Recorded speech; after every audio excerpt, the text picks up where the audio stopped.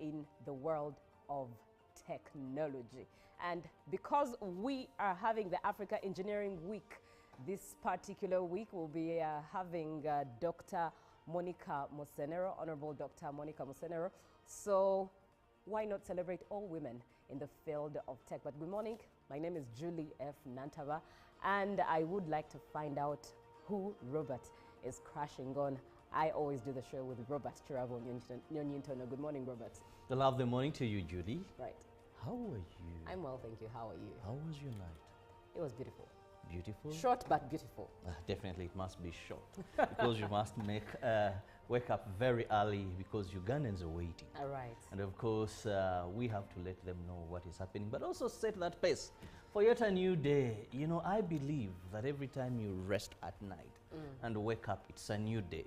So most of us have a challenge that remain in the past. Things didn't work out yesterday, so you wake up and you're like, I don't know what is going to happen today. Well, I just want to tell you, energize yourself. Get out of that bed, be focused and say, no, it's a new day and I'll make it. I usually tell people, learn to live one day at a time. Yesterday is gone. Today I am new. Lord, by your Spirit, lead me. And if He leads you, I want to tell you, you're going to win and conquer the world. Powerful and profound. Which woman would you crush on today? I want to crush on the Prime Minister of Uganda, the Right Honorable Robina Nabanja. Yes. I do agree with you on I want to tell you, every day I fall in love with this lady. More and more. One, the fact that she's ever on ground. Majagiri. Very accessible. Yes. If you have the right reasons. Second, very practical. And above all, her jolly mood. You know, I love happy people.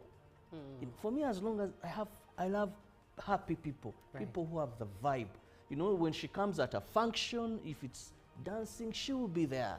You know, she's one person who lives according to what the Bible says. There's a time for everything. If it's a time to be happy, you don't tell her about diplomacy. Then, you know, she's a servant of the people. And there's a video I saw that was trending on social media. I think it was a function. And she was serving food. Then there's another, I don't know, it was a lunch or something. And she had the vibe. She was also dancing.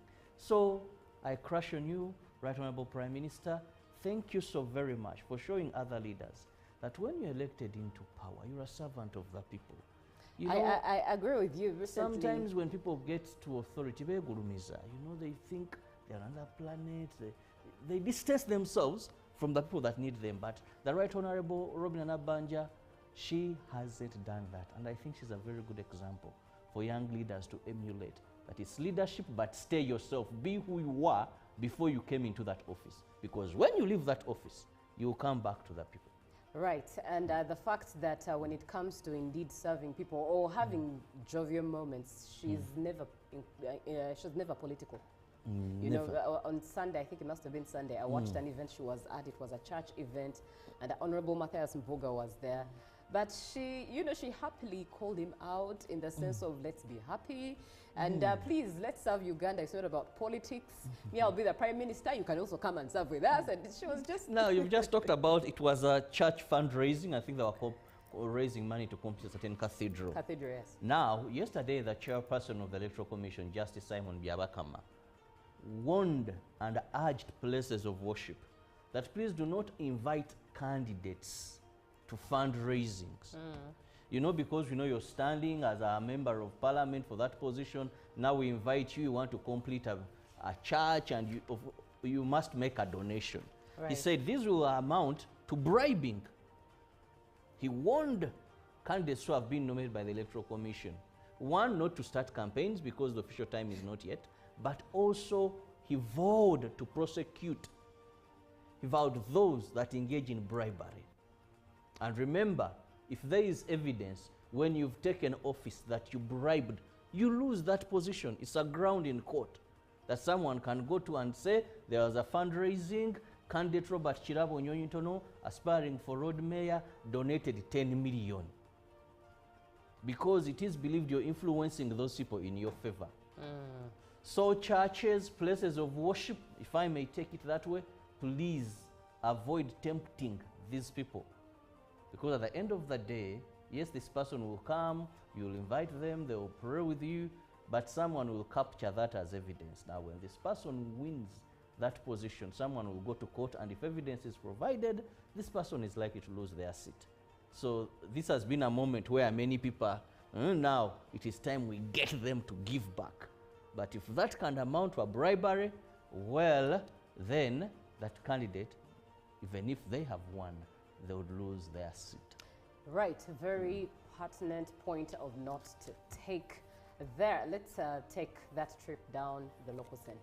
Well, we begin with the East African Community Partnership States, all meeting in Kampala for the first regional ministerial conference since it was declared a common higher education area in May 2027. The Higher Education Conference reviews the journey East Africa member states have moved since inception of the common higher education area.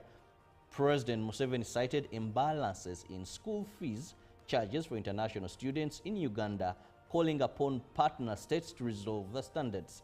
The higher education area will ensure graduates are employable across partner states and beyond, and institutions can share expertise. The Minister for Education and Sports, Janet Museveni, said higher education institutions can be of value to the government programs like Parish Development Model.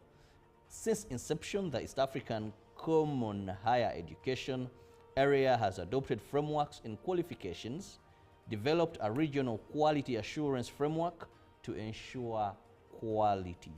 At least 400 delegates from East Africa and beyond are attending the conference on the theme Enhancing Integration through Harmonized Higher Education Systems or Sustainable Development in East Africa.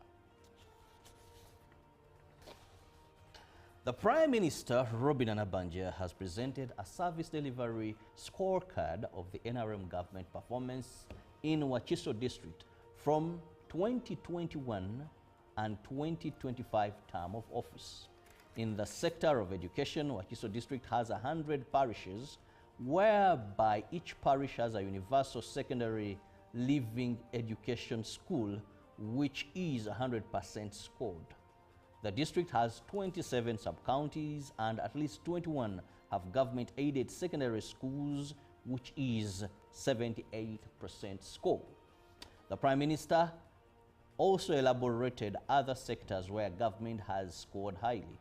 She announced that her office is to carry out follow-up public engagements in Wakiso District to ascertain the reflection of these figures. The Premier cautioned Wakiso residents for choosing opposition leaders which affect service delivery by government. Other humanitarian projects where government has delivered include SAGE for elder persons, Youth Livelihood Program, Uganda Women Entrepreneurship Program, Uganda Women Enterprise Program, Parish Development Model, and Emyoga. Still on the local scene, it is a task meant to determine whether the grounds are substantial that Joseph Kony committed the said crimes. While information on his whereabouts remains scanty, his absence neither silences the voices of victims nor obstructs the pursuit of justice. Kony, who remains at large, faces counts of war crimes and crimes against humanity committed in northern Uganda between 2002 and 2005. The ICC first issued a sealed arrest warrant for Joseph Kony and 4 other commanders in July 2005. 3 of them, Okot Odiambo, Rusaka Rukwia, and Vincent Oti, have since died. After 20 years, Joseph Kony is still at large, believed to be hiding in Sudan and the Central African Republic. This hearing is a procedural step to assess evidence. Under ICC rules, Kony can only be tried unless he is physically at the ICC. Yesterday's hearing allowed prosecutors to present their case and the judges to decide whether charges should be confirmed. The LRA and Joseph Kony's name became known globally in 2012 when a viral campaign called for his capture.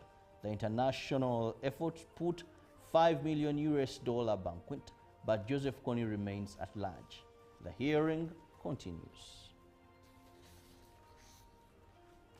Now, winding up local stories this morning, the NRM Electoral Commission chairperson, Dr. Tang Odoi, has welcomed the Elections Tribunal ruling which nullifies his son's victory as chairperson for National Youth League. In compliance, Odoi told the media in Kampala that he has also welcomed the recommendation setting him aside from his duty during the announced fresh elections. In a 3-page letter issued on Monday, 8th September this very year, the NRM Electoral Tribunal set aside the victory of Tanga Collins, who had won the National Chairperson Youth League. The ruling, which called for fresh elections, however, locked out the Commission chairperson, Dr. Tango Doi, from assessing the polling center. Addressing the media in Kampala, Tango Doi did not regret being a parent to one of the race's hosts, Tang Collins. Dr. Tango Doi also hails earlier decisions of the tribunal, which has seen them organize fresh elections, and now results are out. To the losers, Odoi advised them to concede and move on, and he specifically pointed out Minister Persis Namuganza, who has now lost twice.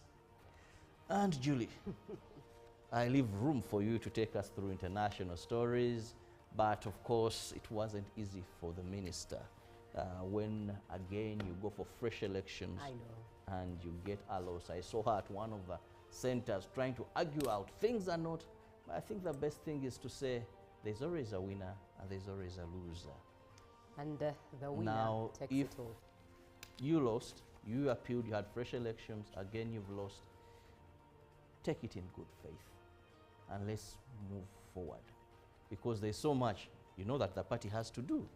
Yes, very much. They are going in the open election where each NRM candidate, few are unopposed, if they are there, has to tussle it out with a candidate from the opposition. So if internal bickering takes long, there's an advantage to the opposition for that particular slot for the party. True indeed. Now let's have a look at what we have on the foreign scene, and we're starting off with the Prime Minister of Israel, that is Benjamin Netanyahu, who declared during a speech in Jerusalem on Tuesday that, quote-unquote, Israel acted wholly independently in its strikes targeting Hamas's political leadership. At noon today, said Benjamin Netanyahu, I convened the heads of Israel's security organizations and authorized a surgical precision strike on the terrorist chiefs of Hamas. The Prime Minister announced on this day, as in previous days, Israel acted wholly independently, and we take full responsibility of this action. And this action can open the door to an end of the war in Gaza, he stressed. Netanyahu added that Israel has accepted a ceasefire proposal put forward by US President Donald Trump, which includes the immediate release of all Hamas-held captives. Quote-unquote, if President Trump's proposal is accepted, the war can end immediately. We can begin once again to pursue the expansion of peace in our region for the benefit of all, he continued. It comes after Israel launched an airstrike which it said targeted Hamas leaders, including chief negotiator Khalil al-Hayya. Shin Bet officials claimed the operation hit those directly responsible for carrying out the October 7 massacre and waging the war against the state of Israel. Now moving on, hundreds of protesters can be seen gathering outside burning Birendra International Convention Center in Kathmandu amid ongoing anti-corruption protests. Footage filmed on Tuesday shows young men cheering, waving flags, and taking photos and videos with flames and billowing black smoke in the background. At least 19 people were killed and dozens more injured as clashes erupted between protesters and police in the capital on Monday amid fury over the government's decision to block social media platforms including Facebook, X, and YouTube. The restrictions announced on Thursday were imposed after social media companies failed to comply with new rules requiring them to register with the government. Tensions flared after demonstrators breached the grounds of Nepal's parliament.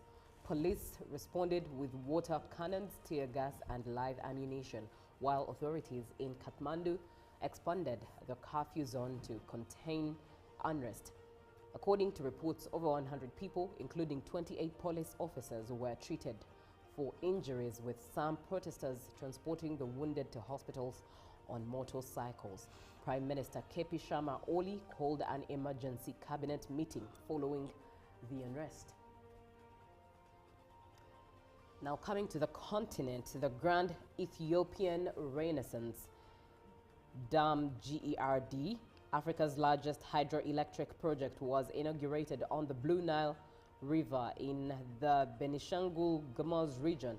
On Tuesday, footage shows torrents of water flowing over the newly opened dam, which has been emblazoned with Ethiopian flags in a show of national pride.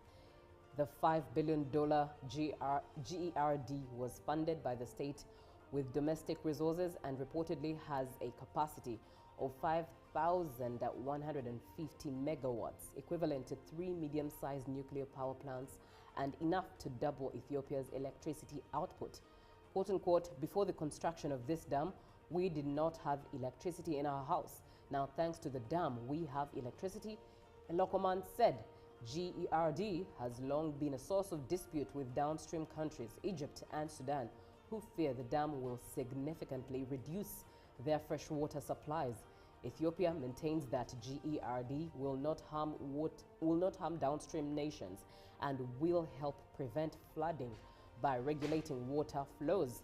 The new dam allows Addis Ababa to circumvent the 1929 Anglo-Egyptian Treaty, which granted Egypt an 80% share of the Nile waters and veto power over its use.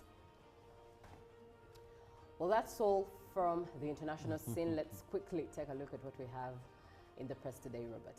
Well, we begin with the New Vision this morning. Now, a big headline there: no fundraising in churches, mosques, the Electoral Commission, something I just talked about. And still looking in, who is dumping soil at Namugongo? That is a question there. And there is also Museveni calls for East Africa harmonized standards for education. And ICC presents evidence against Kony. Now arrested soldier grilled over bomb blast. Allow me quickly move to the Daily Monitor this morning. Inside US-Uganda deportation deal. Now the lizard, Julio Friend, comes in very fast here and says, who benefits? He wants to know in this deportation deal. Would be nice to know who gains from this.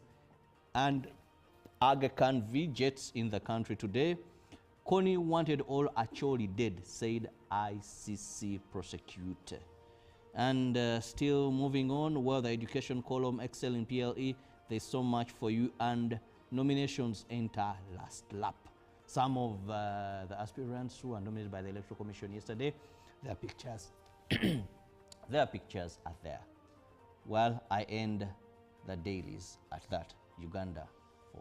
Now let's look at what East Africa has. Right, and we are heading all the way to Tanzania in the Citizen. The headline there is BOT economic stability is assured despite poll jitters.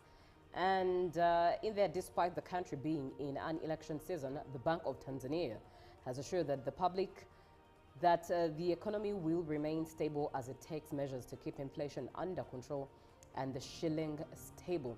Also, still in the Citizen, plastic pollution, where has Tanzania failed?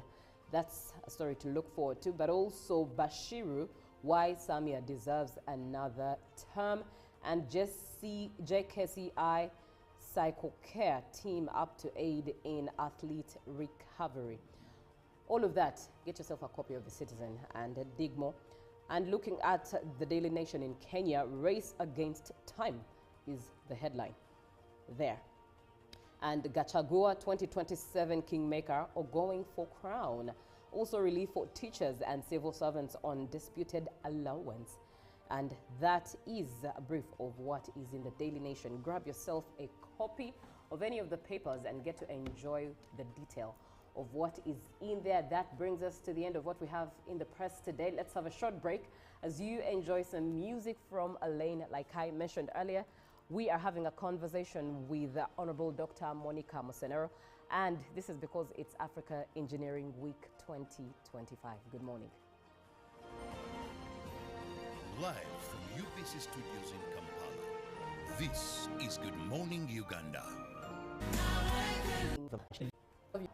Indeed serving people or having jovial moments. She's never political.